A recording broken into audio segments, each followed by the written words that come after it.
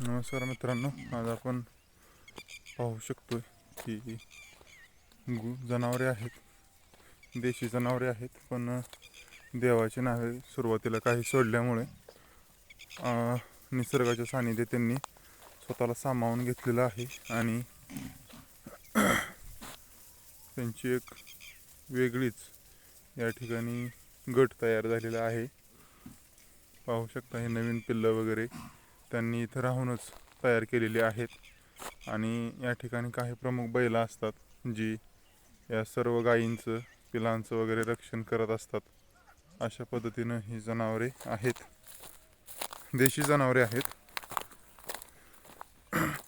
परंतु शेतात सोडल्यामुळे रानटी अशी बनलेली आहेत. पाहू शकताय आवाज वगैरे झाल्यानंतर जरा घाबरत आहेत व यामध्ये काही प्रमुख बैल देखील आहेत.